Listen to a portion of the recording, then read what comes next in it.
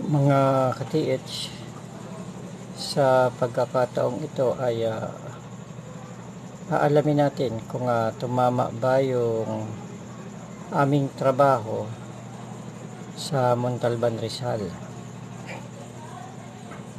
Kasi halos parang parehas siya ng backfills dito sa libro na aking nakikita. Sa umpisa kami ay sa topsoil, tapos nakakita kami ng concrete cover na almost 2 feet ang kapal. Tapos may mga various shells din. Tapos inabot din namin yung compact soil dark. At wala naman kaming nakuwang mga large logs at saka nara leaves, kundi patuloy lang kami sa may tinatawag na compact soil dark, o yung mga, kung tawagin yan sa nahuhukay namin doon, ay mga buhanging ilog ang kanilang ginamit na backfill. At sa ilalim, nung naubos na namin yung mga boulders, ay nakita na namin yung yung kung tawagin ay concrete marker, o yung sabi nila doon sa butas namin ay palanas daw yung inabutan namin pagkatapos naming makuha yung malalaking boulders. So mamaya ipapakita ko sa inyo yung video nung aming tinrabaho doon kanina, kung malapit na ba talaga kami sa katotohanan, dahil inabot na namin yung tinatawag na last marker. Yun yung egg shaped rock. Yun yung end of marker kapag sila ay naglalagay ng mga palatandaan. So sa pagkakataong ito, alamin natin kung ano ang tinatawag na construction marker.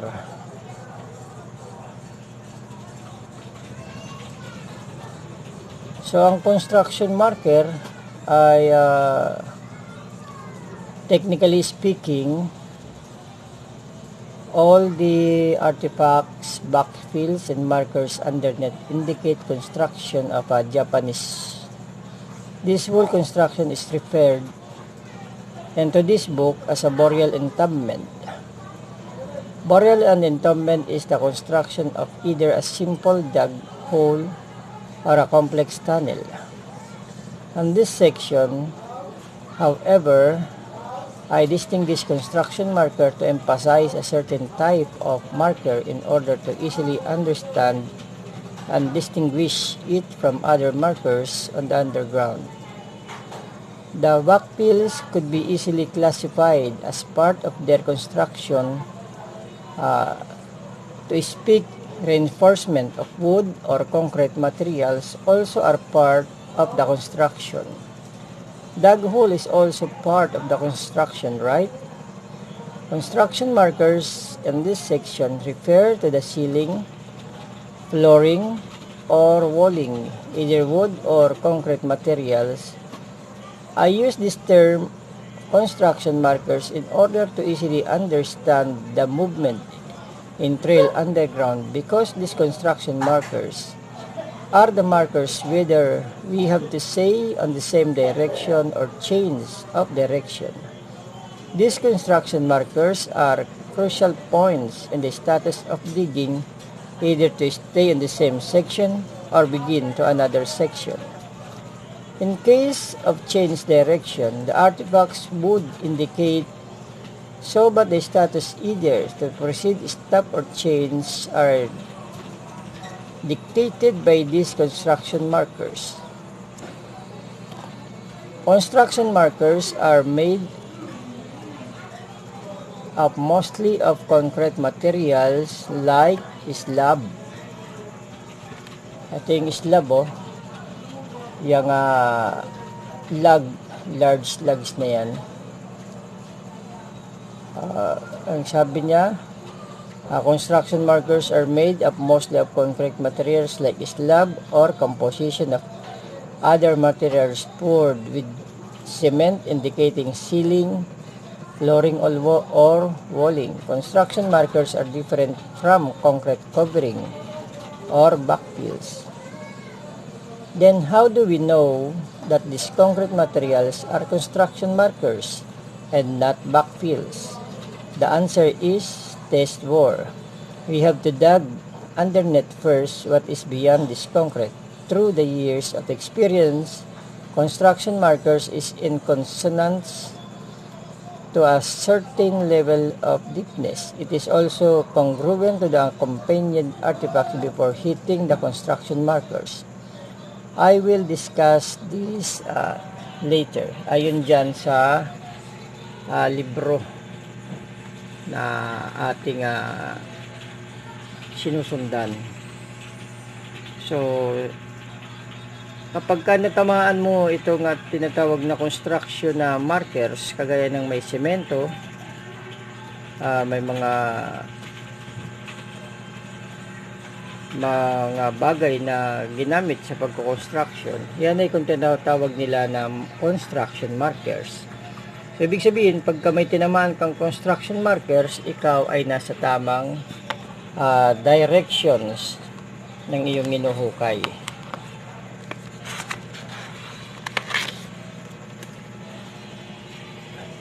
So, malalaman mo naman dito, ito sa natural, sabi niya, I have included this as a marker for the discussion purposes in order to easily understand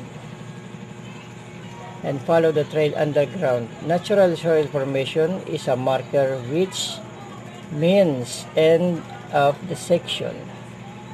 So ibig sabihin, kapag ka nakita nyo na yung natural soil formation is a marker which means end of the section. So kapag ka natural na, talagang hanggang doon na lang ang inyong ginagawang paghukay. Huwag nyo nang dagdagan para hindi na kayo lumalim pa at mapalautan.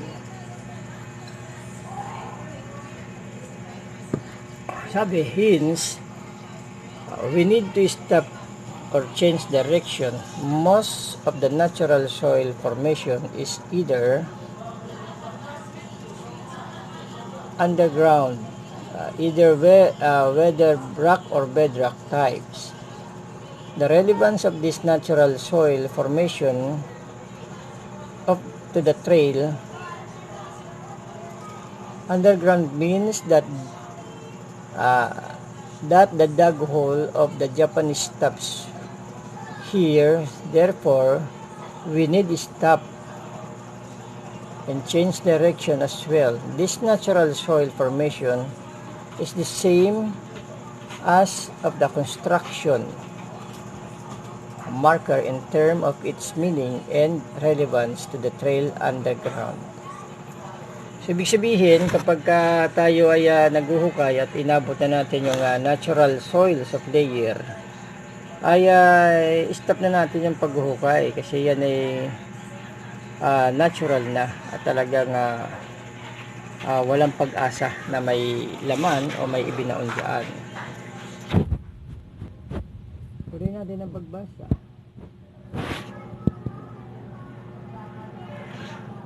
Sabi, in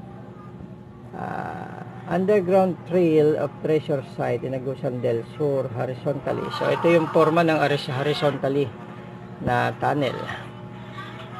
Ang binabasa ko ay isang matagumpay na treasure retrieval sa Agusan del Sur. And the above example of the horizontal is inclined at 10 degrees going to west direction. The backfills are compacted soil with shell artifacts along the way at both 50 feet or horizontal that we hit the first concrete artifact concrete. Then the second arc is on the 50 feet while We initially concluded that these arcs of the overhead portion means something we did not know yet when to stop, so we'll follow, still backfill at around this level, but we continue to bore. We continue to bore down at least 3 or more feet in order to know the soil formation ahead at 53 feet. The soil is weathered rock formation and we concluded that this all natural. The backfills end at 52 feet. This means end of the section and beginning of new section. Hence, the artifact shells below we found at 50 to 52 feet signify direction pointing to the left. Source natural soil formation means end of the section. This is also means that hole stop here in going to another direction. The artifact shells is sign pointing to such directions. So, madali nating maintindihan kapag inabot na natin yung natural soil formations ay mag-change direction na tayo. Kasi ibig sabihin, tayo ay wala na sa tamang direction ng ating inuhukay. So, kailangan meron tayo mga marker na sinusundan, kagaya nila. Sila ay sumusunod sa mga shells na kanilang sinusundan, which is yan ang kanilang ginagawang markering para maabot nila yung deposito. So kaya yung iba ay malalim na ng gusto dahil kahit nature na ay pinipilit pa rin meron. Kaya ang nangyayari, nauubos na yung kanilang oras, panahon, pera, ay wala pa rin nakukuha dahil kahit nature na, ang kanilang hinuhukay ay hindi pa rin sila nag-change direction, kundi pinipilit pa rin yung kanilang gustong marating na which is hindi na tama kasi nature na nga eh. So kung isi-share ko sa inyo ang libro na ito at babasahin ko sa inyo ay medyo mahaba-haba ito. So kumukuha lang ako ng idea dito tungkol dito sa aming tinatrabaho sa Montalban, Rizal. So ipapakita ko lang sa inyo yung kanyang mamaya sa video ipapakita ko sa inyo yung layering, pati yung backfills tsaka yung semento. So dito sa libro na ito ay ipinapakita dito kagaya nito pinapakita dito sabi ito gumagamit sila ng backhoe. Ang sabi dito, even excavator cannot help when you dug the wrong hole, which is all natural. So kahit gumamit pa kayo ng heavy equipment, kung mali ang inyong hinuhukay at ito ay purong natural,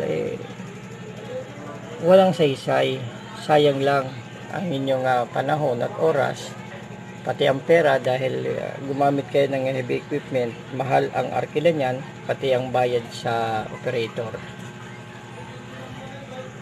So kapag paano nyo malalaman kapag tama ang inyong hinuhukay, syempre makakakita kayo ng tinatawag na construction marker. Yan ay minsan may mga kahoy, may mga semento. Yan ay ibig sabihin construction yung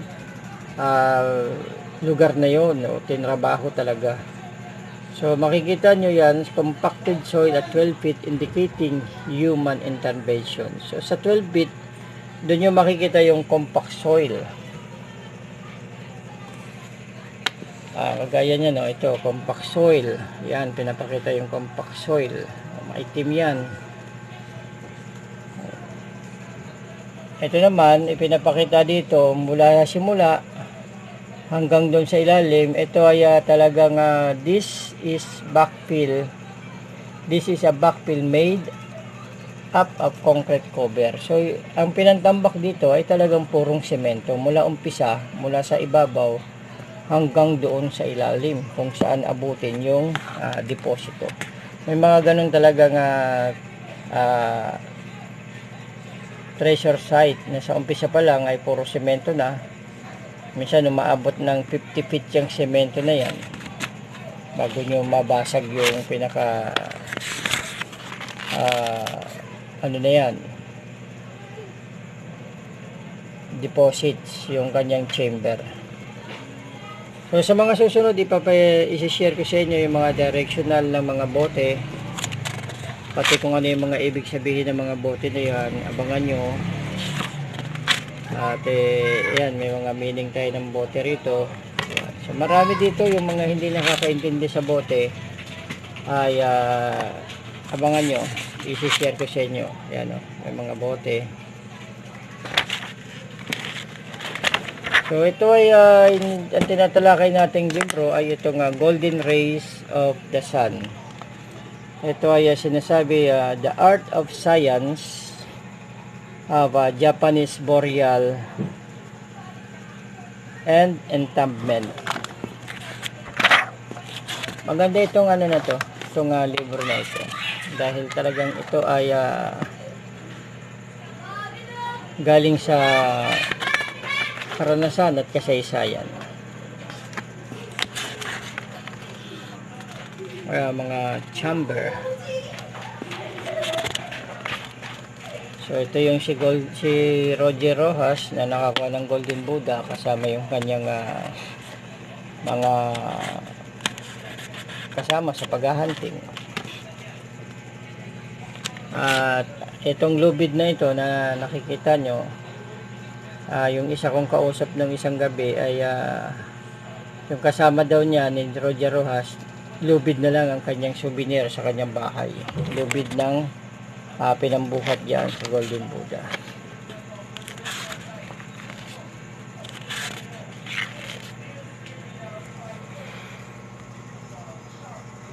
So mamaya ay isi-share ko sa inyo yung video ng aming trabaho sa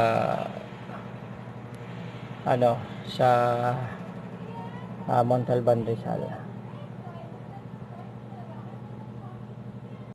Inabot na nila yung Palanas. So kung makikita niyo yung galaw ng Japanese swan, ayan, so nasa sentrohan lang namin yung deposito. So halos ka-level niya yung motor. So, para makita niyo yung layer ng lupa, kukuhaan natin.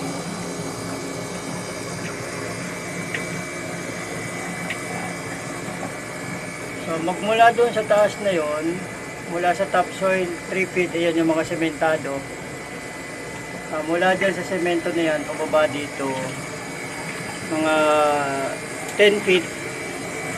Ito ay sagad sa 14 feet, inabot na yung natural na Palanas kung tawagin. At ang deposito ay inilagay dito sa sidings ng Palanas na to. Kung makikita niyo yung mga boulders na bato na yan, lahat yan ay itinambak dito. Para makita niyo yung ilalim ng aming tinatrabaho dito, sa mga hindi makakababa, napakita ko sa inyo. Ito ay batong kuweba. So talagang inilagay yan dito ng hapon para maging marker at palatandaan. So nakita nyo yung galaw ng Japanese swan dito sa portion na to. Dito lang siya. At ito yung mga bato na kasama niya. Ito ay hindi mo makikita sa ilog. Ito ay makikita mo lang sa loob ng kuweba. So ito yung kasama niyang bato na yan. Mga markering yan. Kasama yan sa sedimento dito sa paligid.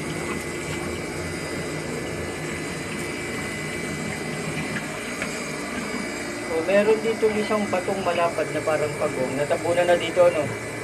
Hindi na iangat. Ito. Itong malaki na to dito. So ito kasama to sa mga sinimento.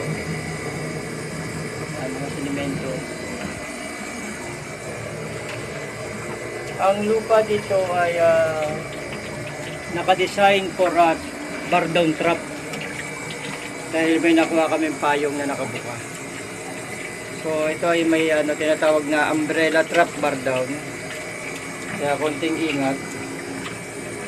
Pero ang deposito ay nandito na sa portion na ito.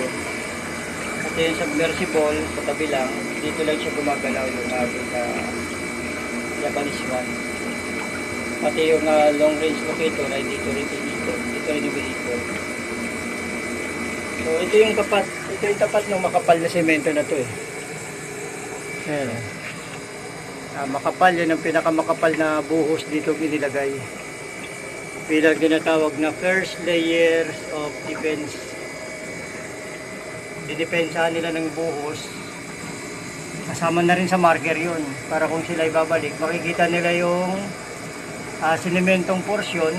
Ibig sabihin kung saan yung may semento, sa tapat nun, nandun yung kanilang deposito. So hindi nalalayo, nandito lang yung makapal. Kasi dito yung semento dito, manipis na eh. Ito yung area dito sa may hagdanan na to. Manipis na semento dyan. Dito ang kapal ng semento dito ay nasa 2 feet and a half hanggang doon. Huwag ka muna babar daw. Dito pa ako. Diyan ka lang, relax ka lang. Gumuguho, kita nyo, gumuguho yan. No? Oh. Yan ay batong kuweba na inilagay dito bilang kasama sa kanilang pag-backfill. Pagtambak. So ito yung layering niya, makikita niyo yung bawat layer ay talagang yung kanyang paligid ay disturbed, talagang ginalaw. Pero dito mga batong may kalawang, ito, yan. Yan, hindi ko alam, baka may bakal yung kasama. So ito yung ito yung pinaka portion ng deposito, itong area na to. Kahulog yan dito yun. Ito, di ba? Kahulog siya dito. Bagsak na kapag